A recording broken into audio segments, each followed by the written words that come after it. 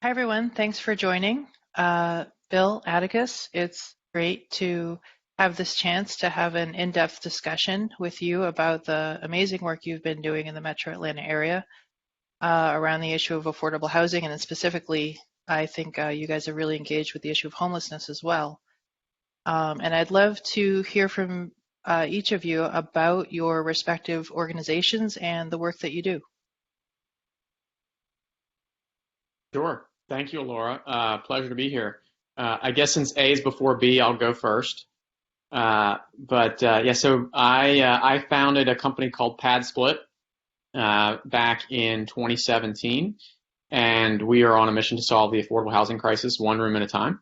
And we do that through leveraging housing as a vehicle for financial independence. And essentially, we are a housing marketplace that allows housing providers or anyone that has additional space and aligns the incentives of those individuals with folks who actually need more affordable housing options. Similar to like an Airbnb in terms of a platform, but specifically for longer term affordable housing, primarily oriented towards the workforce. Great. Yeah, hi, and my name is Bill McGahan, and I'm the founder and chairman of Housing Tonight. And I have come about working in the same larger space as Atticus from a different perspective. I started working with homeless people back in 2013. I almost said 1913.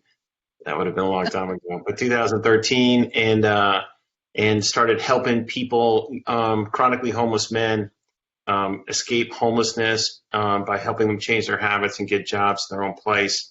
And we saw that getting their own place was a difficult thing for them to do. So we started helping them do that by guaranteeing leases initially, and then ultimately taking master leases on spaces, and then owning houses and apartments and condos and all sorts of places like that, and then renting out rooms that way. Very similar to the work that Atticus is doing, which is just helping people get into rooms and space where they otherwise would find it very difficult to do so. Great. And I applaud both of you. This is really fascinating work, and I'm really interested in hearing more about the way in which you specifically connect resources to people who have a lot of trouble just acquiring housing. One of the first things that I'm always interested in is what brings people to work on the affordable housing issue, and what's the value behind this work. And what kind of societal problem do you see yourself as working on? Some people think of housing as a right. Some people think of housing as this key cornerstone of economic mobility. How would you, frame the values that kind of brought you to this work? Bill, you want to go first, or? Is it that kind of question? I just figured we'd trade off. I see. Okay. All right. All right. Well, I'll go first. One way I think about this, and there's a lot of different ways to think about it, is the real estate market is a very rigid market, the traditional real estate market. You've got, broadly speaking, you've got apartments that, to get into an apartment, you need to sign typically a 1-year lease. You've got to put a security deposit down. If you've got, most apartments are not singles. So if you're a single person, you've got a roommate, you've got to manage that. Furniture, you've got to have a separate agreement with the power company. And there's really no flexibility in any of these sorts of things. So the way that the companies are structured are really not very entrepreneurially oriented. They have a person who's the property manager who's got very rigid rules about what they need to get a person into a spot. But in the meantime, people who are poor or coming out of homelessness or returning citizens don't have lives that really fit that, right? They've got a fluid job market. They've got maybe past due credit problems. They've got, when I say fluid, I mean they might have seasonal work where they do some work here, or they might, and then, and all college kids know the difficulty in managing roommates and start dates and and all those sorts of things. The lives just don't match that. And so you've got the traditional apartment market, and then below that, you've really got extended stay hotels, and then you've got the shelter system. So what the work that Atticus and I are involved in is trying to be the lubricant, if you will, to get people who have the lives that I was talking about into these apartments and try to get them in and try to manage them in a way that fit the lives of the people rather than the other way around. So, that's one way that I think about it. Atticus? Yeah, that's super helpful and actually a great way to tee this off. I don't know if I can share my screen, but let me see if I can. Can everybody see that? Oh, yeah. Okay. So I came at this from a more traditional housing approach. Originally, I started doing affordable housing back in 2008. My college thesis was actually in housing. So, Elora, to your question about just origins, I think it's one of those things that you just really get interested in. It's a passion, much like any other pursuit. But in a traditional affordable housing sector, what I saw is a lot of the same problems that Bill just illustrated. And I had this little visual made to illustrate that. And essentially, it's not just that people who are reentering society or have what you generally think of as issues that are preventing them from housing. A lot of it's just basic income. And as you think about the portion of the population in any metro area that earns less than the metric that is used for underwriting is 3 times the monthly rent. So if any basic housing provider is going to look at a minimum income of 3 times the monthly rent, and you know that there are an extreme shortage of housing units available for $1,000 or less, that's 40% of the population usually that just doesn't have access to any traditional options. And on top of that, what I saw in my work with traditional subsidy programs, or even just in the private market housing field, was that there were not only just not a path for these folks to enter, but there was really no customer discovery, as we talk about in startup world. And the customer was whoever was financing the property and not the person who was actually living in it. And so you would have subsidy programs often that would end up spending a lot of money to create this beautiful apartment, but none of the furniture that people actually needed that they couldn't afford to buy on their own. And what happens in a lot of these areas is just extreme instability, which ultimately contributes to homelessness, and this what we refer to as the cycle of poverty, where someone, whatever their past situation was, let's say they're earning, I have $30,000 here, but really it's less than $40,000 a year. They're new to town. Maybe they went through a divorce. They had some other form of trauma.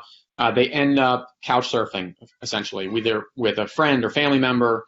Then they'll often move from there into an extended stay. Why an extended stay when it costs $1,200 to $1,400 a month? It's because that's what they can qualify for, and that's the place of their own. Unfortunately, that's like the housing equivalent of a payday loan, so it doesn't last. And then they often end up back into the system in some way, shape, or form. They end up back on their feet. They graduate from whatever program that might be. That's kind of a career development resource. But there's still no supply available for them. And you have these massive barriers to entry, including upfront costs, utility deposits, minimum credit scores, minimum incomes, et cetera. And so that traditional housing market is completely shut off for them. And that's really what we end up seeing today, and the problem that I think we're both trying to solve. So it sounds like you guys see a gap in the continuum of housing. There's a population out there for a variety of reasons that needs. It sounds like a variety of different things, different payment structures and different housing types. And I wonder if we can take a step back and just for our audience who is not familiar with homelessness, a lot of times I find there's a conception that the chronically homeless person, somebody with severe drug abuse or severe mental illness, who is very visible, is kind of the poster child for homelessness. But I think when we actually look at the majority of individuals who are homeless, many are homeless for a very short spell. Many are not dealing with severe barriers to reentry to society. They're not dealing with severe mental illness or severe drug abuse problems. And, the vast majority of people are homeless for a couple days, a couple weeks. So I'm wondering if you guys can sketch a little bit of a portrait of who do you think of as the homeless that you're working with around these programs, and maybe tell our audience a little bit about, are these people families? Are these single parents with children? Are these the elderly, people living on Social Security? Who are the homeless that you see here in Atlanta that you are trying to design new housing products for? Yeah, well, for us, it's and I think Bill's probably in the same suit here. It's like the problem that we're attacking is really for the lowest hanging fruit possible, and the homelessness problem is pervasive, and that cycle of poverty exists at every sort of family size and group. The lowest hanging fruit for us to solve are the folks who can be stable and independent, who are generally employed or have some source of income, and they are generally one or two person households. And there's not a reason why those people should be lacking for options, but they still are. And so that's the problem that we've decided to solve.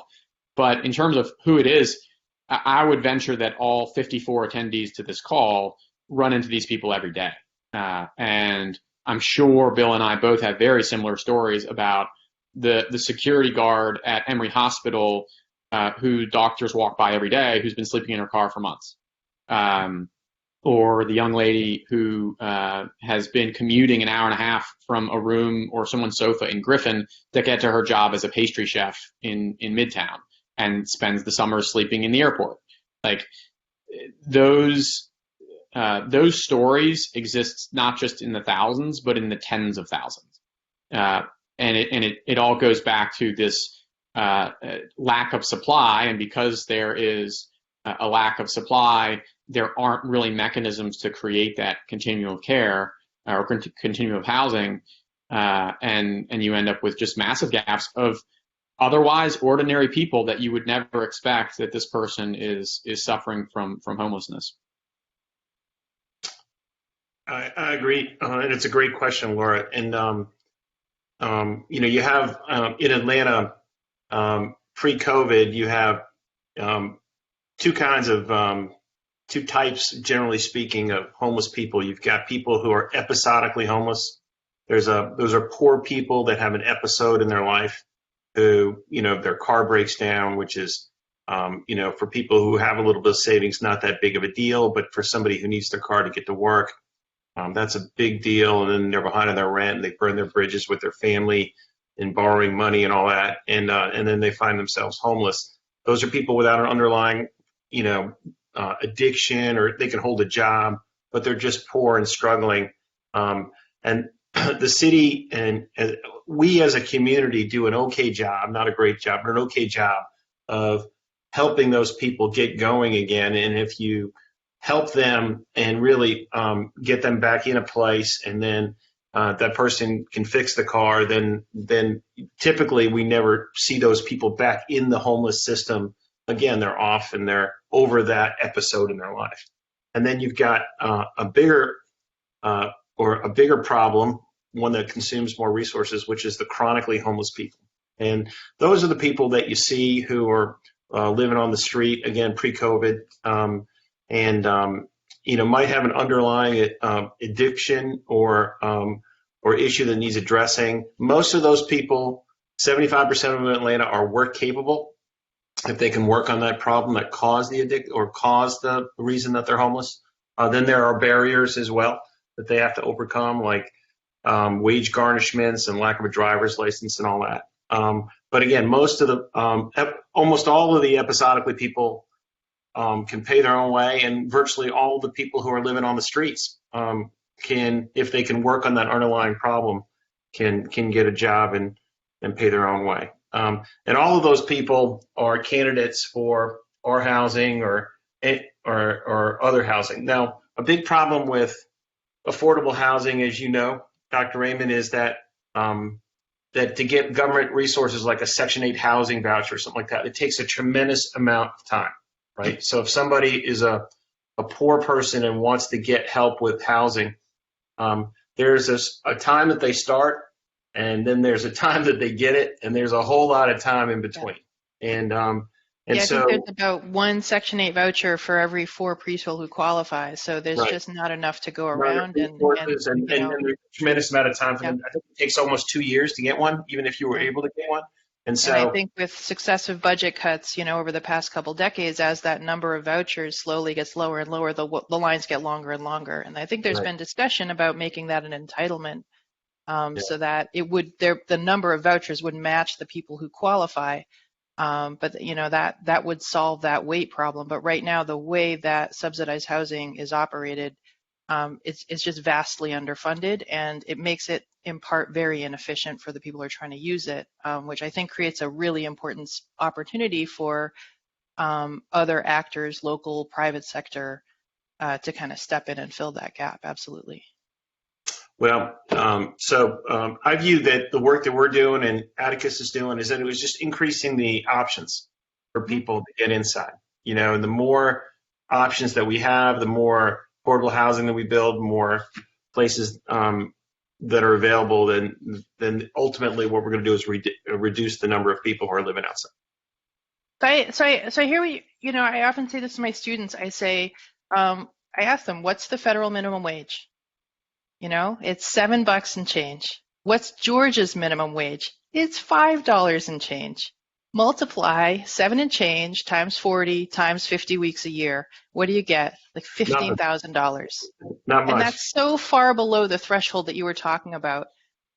You'd have to be making twice that to qualify for the, in that slide you showed that, the $30,000 a year sort of housing. So you're really talking about an important segment of the population, the working poor. And I think the other thing that came up for me as you guys were discussing is a lot of Matthew Desmond's work on evictions has shown just how incredibly destructive that homelessness spell can be, where you have someone who's trucking along, they've got a job, they're living somewhere, and then they get sick and they have a medical bill that they cannot pay, or they have that car, that car difficulty that makes them lose their job, and then they're homeless, and then something terrible happens to them, and all of their problems become compounded. And so having, I think, the type of housing that you guys provide that prevents that homelessness spell, that prevents someone from being on the street or being in a shelter in a way that's not great, is really, really vital work. So I just want to make that clear for our audience. If you don't know housing, just how vitally important that kind of stuff is. So Yeah, go ahead. Yeah. I want to ask, can I ask Atticus a question? I'm not to steal your job, but no, please do. What is your price point in rent for a spot in one of your places typically? Yeah, I mean, so average is about $145 a week. That includes all utilities, Wi-Fi, laundry, access to telemedicine, and it comes fully furnished. Wow. Range anywhere from 100 to probably 250, I'd say, is the most expensive on the platform. But yeah, I mean, to your point, Elora, and I'd say what I think is often missed, and I'm sure, Bill, you guys are billing weekly as well, or biweekly. Yeah. We're having them pay. They can pay whenever they want as long as it's in advance. Yeah, so that is an enormous factor that is overlooked, right? And back to this idea of customer discovery. Simple question for the audience. I know they can't answer, but like, what day of the week is March the 1st? It's right around the corner, and I'm willing to bet that nobody has it on the top of their head, right? And yet the entire industry banks on people who are living paycheck to paycheck to take however many bills they have that are comprised in their housing payment, water, gas, electricity, if they're renting furniture or anything like that, and to budget accordingly to that date. Meanwhile, they're getting paid on a weekly or biweekly or monthly basis that has absolutely no correlation with that bill, and no one can ever remember it. Whereas, like, okay, I know today is Wednesday, and I know that if I get paid on Friday, I'm much more capable of being able to make a payment on that day. And it's just, it makes it much more likely that a person can make the payment and not end up in an unstable situation to begin with. And as importantly, it allows the operators like us to intervene at a much earlier stage, where if someone's payment doesn't come in on that Friday, I immediately know, okay, something is wrong here. Let me reach out and figure out what is happening. And from our standpoint, it's, here are the other, hey, tenant, here are the other resources that you should be aware of in the event that you are having one of these life trauma issues, and how you can get help and talk to us sooner than later. Because if you wait until the end of the month and, oh, by the way, like that rent isn't due or isn't late until the 5th, and then the letter doesn't go out until the 9th, at that point, the hole is so big that it's really difficult for anyone, given those income constraints, to find their way out of it.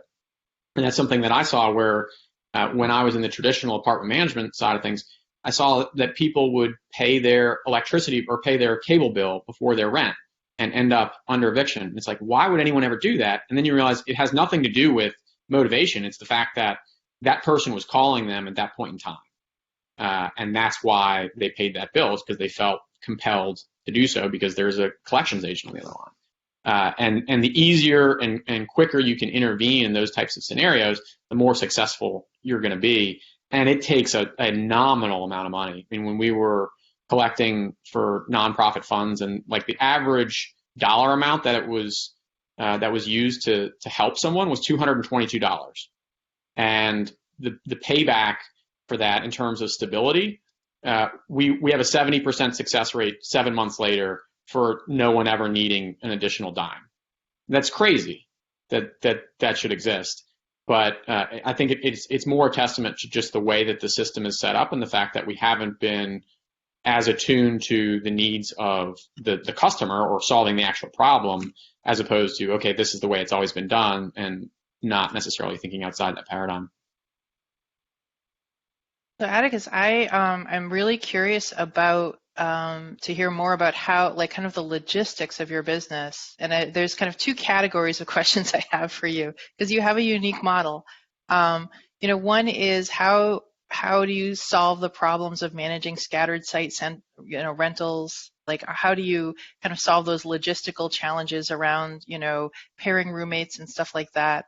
And the other is just as an urban planner, exclusionary zoning has segmented people by housing type into different parts of town and different neighborhoods. And this has resulted in segregation and income sorting, all kinds of really broad societal patterns. And yet you're offering very low income rental housing in single family units. And I just wonder if there's any potential there to break up some of our existing spatial patterns. Sorry, Bill, I promise I'll have a question for you next. I just No, I want to hear the answer. Okay. Yeah, so I mean, the managing scattered site, I mean, listen, we didn't invent that. I mean, I started purchasing single family homes as affordable rentals in 2008, and so that's really where a lot of that management industry started to become apparent. But it's not necessarily something that we do at PadSplit. I mean, there are lots of housing providers of various sizes who over time have just gotten much, much better, and the ecosystem of providers in that space has gotten much more sophisticated, certainly with advances in technology as well, whether it's IoT devices and the fact that I can monitor the temperature at any given location in the thousands at the touch of a button. There are lots of those things that have made an enormous difference. But for us, we're a platform, and so think of us as almost like a remote resident manager, like an RA in a college dorm, if you will. And ultimately, what we rely on is however smart an individual happens to be, whether it's a city planner or a policymaker or whomever, like, you will never be smarter than the hive mind. And every individual is making a decision based on their own interests. And you create a system and infrastructure where their interests can be aligned with your own. And that's really what we've tried to do. As it relates to like roommate matching, we don't do roommate matching. What we do is have a very flexible term agreement and allow people to move within the network as necessary. So if they move in and there are roommates there that they're uncomfortable with, that they don't like, okay, well, here are another 1,300 other locations that you can choose from, and make a decision there. Over time, that evolves into how do you, roommates right now can give call outs and shout outs to other people based on being clean, quiet, respectful adults. There, I think, is will continue to be an evolution in terms of accountability mechanisms, so that you can see, number one, a roommate's profile, and number two, like how many times have people called them out for leaving dirty dishes in the sink?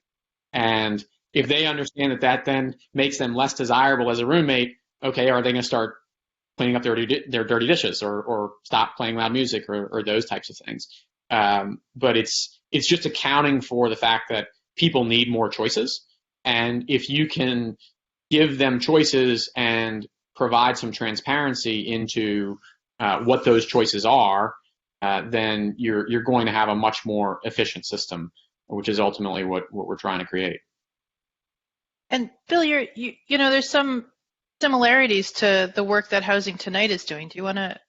Yeah, we do. First of all, I don't know what Atticus's view is of an RA's role in the housing. I think they're supposed to be there. I don't think it's supposed to be remote. I think that's a whole thing we got to get clarity on. But so yeah, we do some similar things. I think we're dealing with the same group of people generally, but maybe a little bit different. So the people who are coming into Housing Night typically are not just poor people, but are previously homeless. Almost all of them are previously homeless. So, and that's just because of the way that it started, right? They've our referral sources or whatever is this pipeline of people who are coming out of the shelter system in Atlanta and are looking for a place to live. And so they have something that has underlying that has caused their homelessness. Typically, it's things like an addiction or an anger management problem or something like that. So it's really important for their continued success to think about who they're rooming with, because just like AA knows and Georgia Tech knows, and groups are important. And we consider, you know, for a lot of these guys, they got nobody else. So they're going into a living environment that's not really like sort of like a room with a common area, but really this is their family. This is all they got, right? Because they've burned bridges with other people. So we spend more time, I think, on that. I'm thinking about, so we don't want to put a bunch of people together. Like, you don't want to put me with a bunch of 20-year-olds, because I'll be that guy who'll be coming up and saying, like, you know, keep it down already, you know. And so we think about that. We think about their access to transportation, which is, I'm sure Atticus does as well. And, you know, or they wouldn't have the places where they have them. But we really think about that a lot. And we think about where they're working. And then, and so we do a lot, somewhat of the same, you know, same thing, much of the same thing. But a lot of our guys are coming into our program. A lot of people are coming right out of the shelter system. And we know that their underlying problem. And so we think a lot about who we put with one another. They, you know, they don't really have, you know, some of these folks don't have the access to technology at all, right? They're just, it's due to money, but also just due to skill level and, you know, what they're capable of doing. So, a lot of similarity in what we're doing, but a little, and then the last piece I'll mention is that we do sort of case management light, right? Atticus does this well. Like, if a person has an underlying problem, not paying or a problem paying their rent, they go, hey, here are some resources and all that. But we, you know, we're kind of more involved in their lives and talking to them and trying to discover a problem, like, before it really becomes a problem. So that's going on all over the place. I want to continue the conversation and you know, keep going a little bit. I'm curious to hear about your favorite success stories. You know, what about these models? You know, what's an instance of somebody you worked with? You feel like this was exactly what they needed. Yeah. And it could be a person or a neighborhood, or it could be, you choose. Yeah, that was like the highlight of my 2020 was hearing some of these. But we had one case that I love to talk about because it really is a success story. And I talk about how people can use PadSplit as a path to wealth and ultimately come in and build stability. From there, work on improving savings, then increasing income, and get to a point where they can graduate into their own place, whether they are renting or owning homes. And we've been fortunate that we've had a handful of people that have come in as members that have graduated and bought their own homes. One of the first people to do that was actually our employee number one, who was in a room. Originally he was a son of Haitian immigrants, grew up in a 2-bedroom apartment with 25 people in Brooklyn, went to California to work, and eventually ended up back in Atlanta where his mother had moved, and had the opportunity to, of course, he was living in a PadSplit room initially. I had a chance to engage with him regularly because he was employed. He ended up purchasing his own home and then leasing 3 of the rooms in that property through the platform to other people, and covering the cost of his mortgage, and of course building wealth for himself, and then went on to buy another property. But in those first 3, one of the young women who came to rent a room from him, she was working 2 jobs in Atlanta, and her 2 daughters, she had to leave in Valdosta with her mother because she didn't have a way to afford a place here where she could realistically save enough money and house all of them. So she made the difficult decision to leave her daughters in Valdosta and just drive down on the weekends. But because she was able to save enough money, and Jean, our employee number one, was able to give her some other advice and help along the way and guidance, she was able to purchase her own home back in November and move her entire family under one roof for the first time in many years. And unfortunately, she's not converting it to a PadSplit, but she's opening her own. But yeah, I mean, just that was really the first taste where we've been around long enough that we could see that graduation then turn into a really nice cycle and providing opportunities for other folks. And so those are the little stories that keep me going. Well, I got so many. I mean, I am the founder of Georgia Works, which helps chronically homeless men. It has since 2013 get off the street of Atlanta and then get a job, so their own places to live. And so we've graduated in that company about 1,000 guys to their own places and their own jobs, and they reconcile with their families. And we've had all these graduations over the years where families have attended, and it's been a huge celebration. So I've got lots, and I can go on, but I'll pick one, which is a guy named Mario McGill. He's a great guy. He came from Alabama, and his father was murdered when he was a kid. He acted out, and he got in trouble, started running with a gang, got caught dealing drugs, and went to prison for a bunch of years. Just as before he was going into prison, when he was late in his teens, he had a child. And a girl, and then he came out of prison when he was about 30, found his way over to Atlanta and into our program with nothing in his pockets, and came in, wanted to change his life, didn't know what to do, and we helped him get a job, and he's back. His daughter now lives with him in a Housing Tonight place, and he's got a job, really good. He's a great father. He's a preacher, and he's an incredible, inspirational story. And a terrific father, and he loves his daughter, although he's a little bit too much sometimes bragging on her, but we forgive him. But he's a great guy. Well, that's fantastic, and it's, I think, always helpful to hear kind of about individual people. When you're talking about housing is shelter. It's at the end of the day, it's where we go home, and so hearing these individual stories is great. We have a couple questions from the audience, and I want to make sure that we have a chance to answer those. We have one question about how do neighbors view your services? It's always a challenge with affordable housing, that not in my backyard, that worry about who's living next door. Um, do you find that that's ever an issue? How do you deal with those kinds of frictions? Are people jealous that they can't pay $145 a week and get their furniture covered? What's that like? That neighbor relationship. This is a great question for Atticus. I was going to defer to you, Bill. So touche. Yeah, I mean, listen, like back to people pursuing their own interests. We're in a world, and the environment we've created in single family neighborhoods is, what is the number one thing that everyone is concerned about? What is happening to my property value, right? And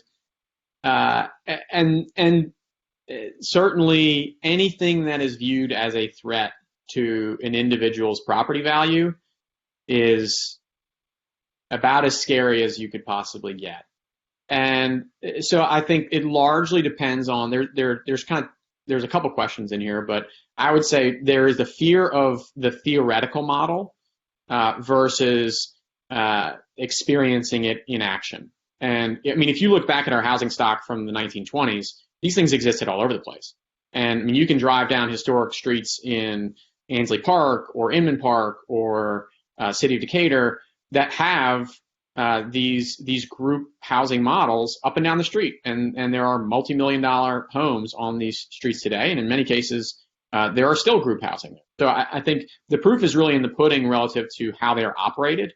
And if they are operated well, even if there is fear on the front end, a lot of that tends to be allayed. Getting to the fear itself, though, and you had kind of touched on some of the housing discrimination issues. Look, I mean, the reality is, it is just absolutely silly that we consider it okay that 5 related people by blood can live together in a home and 5 unrelated people can't. Like, if there is not a clear indication of a discriminatory practice, like I don't know what is. If every jurisdiction in the country adopted HUD's definition of family, like there would be no problem. But unfortunately, because of that thorny property value issue, it tends to raise a lot of concern very quickly. And I mean, the way that we try to approach it is, if there is ever a substantive issue at a property, whether it is safety or appearance or any of the above, like we have a dedicated neighbors page on our site, and we try to be as attentive as we possibly can to resolving any of those issues. If someone is concerned about the fact that it looks like there are 5 unrelated people living in a home, then what's the problem, right? If no one is bothering you, like, why do you really care whether the people in the home are related by blood or not? And I agree with you. I'm going to push back a little bit on the idea that form of discrimination is up there with the other forms of discrimination we're facing in this country. But I will agree with you that it seems to me that the congregate living and these kind of group housing, there's a role for them. There are people out there who really benefit from having a variety of housing types, and I think that there's so much literature on the restrictiveness of zoning and how that's really made it difficult for people to live where they want to live, and for us to have the different types of housing that are suited for different people in different walks of life. So I absolutely agree with you there. Well, I mean, it's not different though, Elora, either. Talking about the different forms of discrimination, in that if you acknowledge that we have a racial history that has led to a disparity in income, and then you layer on top of that a housing system that doesn't provide any options for people who earn less than $40,000 a year, who are predominantly people of color, you have, by nature, in creating this economic disparity, also continued or sustained this racial disparity. So I will stand corrected. You threaded that needle just the way I agree with. So now we're seeing eye to eye. I absolutely agree with you there. Bill? Oh, me? Okay. Well, I think Atticus handled it. Now, I will point out this, though. So we, both of our companies own properties, but we also lease properties, master lease, and then sublease them out, or essentially, or have people rent rooms for us. To the underlying landlords who are getting the rents from us, they're ecstatic because otherwise they were essentially dealing with the same types of tenants that we're working with, except when they got a late pay and all that, they had to go chase them, and there's a cost incurred for that. They know that on the first of every month they're getting their check, and they also know that there's a layer of services being provided to the community, to the people who are in the places that, we're going to help them with their problems. We're going to make sure that there's not bad stuff going on in the places and all sorts of stuff like that. We're on location. We're helping out. We're dealing with if there's a neighbor who's, upset with something about the way, they're playing noise or something, or there's trash or something. We're dealing with that too. So we're an added layer of management to that landlord, and they're getting paid on time. So there is so it's not all just that everybody hates us. There's a lot of people out there that that are glad that we're there. Great.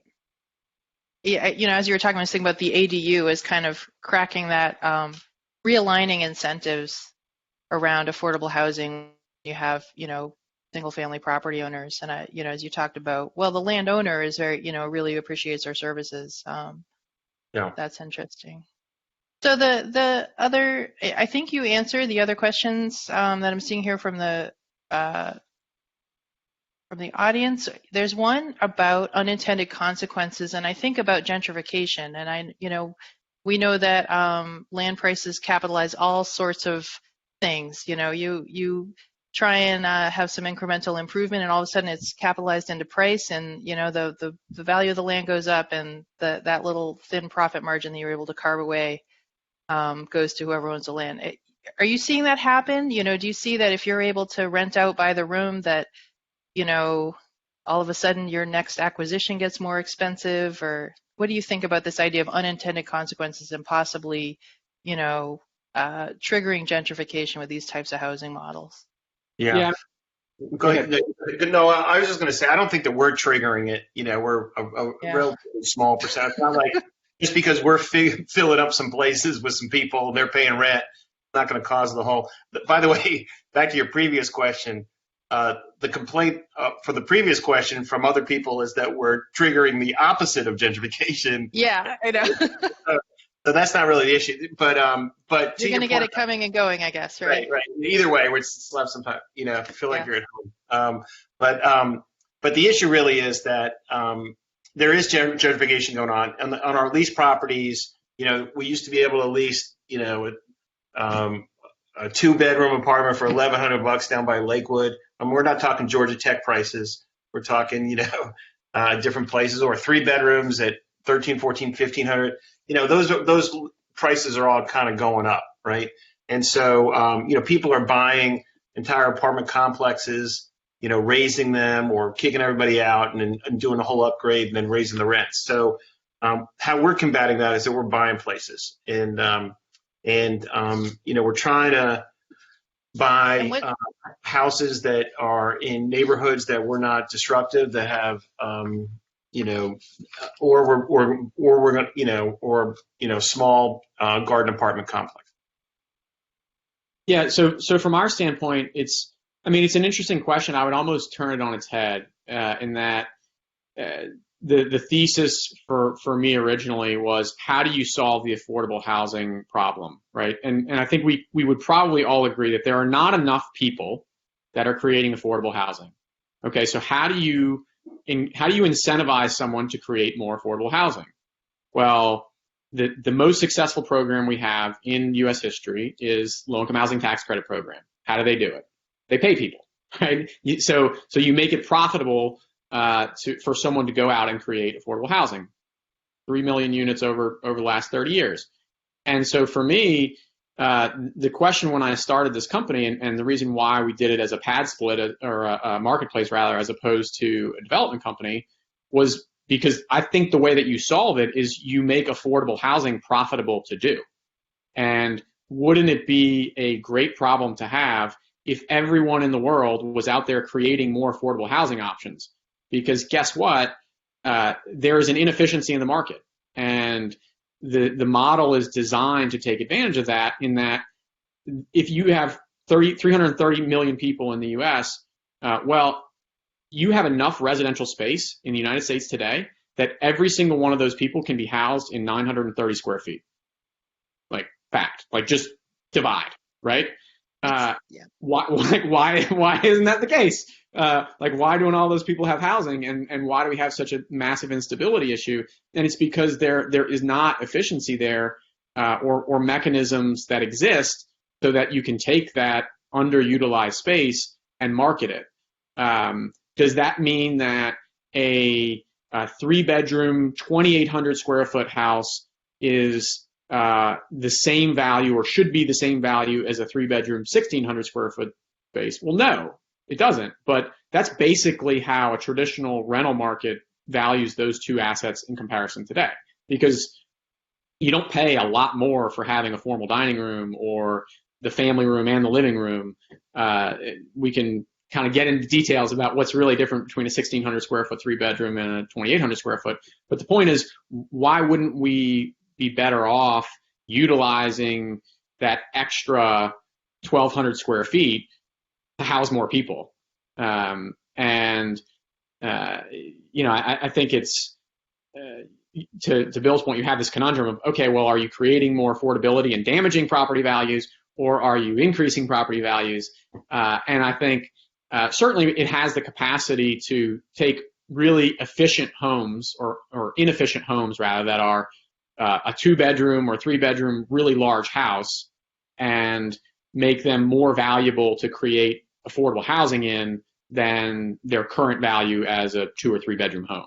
So that part, I think, is completely fair.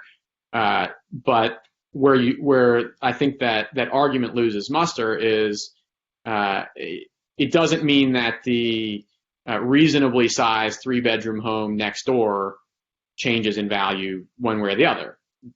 All you're doing is reallocating space based on the highest possible use, highest and best use.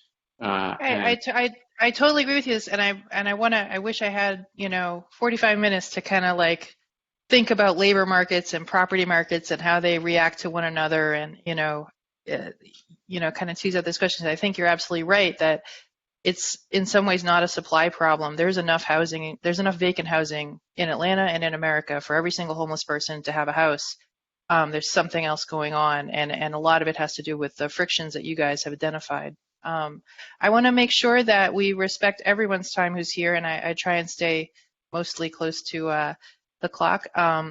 We're nearing the end of our time. There are several questions here where people are interested in understanding how do we think about the current housing crisis that we're in, the current surge in homelessness, and these solutions that you provided. And I think also our closing question addresses many of the other comments about what can we do? How can we best connect with your institutions? How can we best address the permanent crisis and the current incarnation, which is related to this pandemic that we're all in? So if you would you share a call to action with the audience on the steps that we can take to promote diversity, equity, and inclusion in our personal and professional lives? I know it's a tall order. Yeah. Well, from the housing standpoint, I think it's just support common sense housing policy, right? I mean, it's a simple question. Why does zoning policy have anything to do with how many people live in a home, right? I mean, building code already establishes, based on safety regulations, how many people should live per room, points of egress, all of those things. Why is zoning even involved? And for anyone who's read Color of Law, you know the answer. It dates back to LA's discriminatory zoning policy in 1908, and then Buchanan in 1917. Like, follow the history. That's why it's there, and we're still living with the vestiges of that. So if you're looking for areas to reach out and really be effective, it's to be an advocate for and really get into the details and primary sources around why is our zoning code what it is, and why are we protecting this sacred cow of single family zoning when we know that we have enough space to house the people that need housing. And there are any number of local legislative efforts that will take a tremendous amount of work and will absolutely not happen without vocal and active public support. It's been, there's been a lot of really innovative zoning reforms in cities around the country, Minneapolis, Portland. There's been a lot of really interesting takes on this. So, maybe there's hope for Atlanta. We've got a zoning reform commission going, and maybe we can get these conversations going. How about you, Bill? What do you think? Yeah, if anybody wants to reach out, I've got a thing that I can send you. Atticus, I know that we're going to be behind you every step of the way in those, but I completely agree. We do have enough. We don't think about housing the right way, and when I say we, I mean the broadly we. We have plenty of places that in Atlanta that are completely empty, that are just rigid in the way that they're managed and zoned. So in addition to the zoning, we also have a problem, which is the way that people think about their tenants and who should be in those spaces, right? They think we need a year term. We need, first month's rent. We need a certain credit score. It needs to be up to them to manage their roommates and get their furniture and get their power on, right? All of which are really difficult things for poor people to do. So the marketplace for real estate just is poorly run, because I would argue that they could get more revenue and more profitability if they were more flexible in the way that they thought about their real estate. So the zoning is a massive problem, and there's ways that we could change zoning that would allow space to be used more equitably, but also enhance the value at the same time of the existing real estate. So I completely agree. The issue with all neighbors and real estate owners is they just don't want to, they're not so worried that 3 houses down there's going to be a house that has 4 or 5 tenants renting out the rooms, that they just don't want their property value to be hurt by that. So if there's ways to enhance their policy or their value through zoning as well. So there's zoning, then also let's call on the real estate market to just run their properties better and to get people inside. And I think if we did those two things, that we'd have a much more equitable housing market. Totally agree.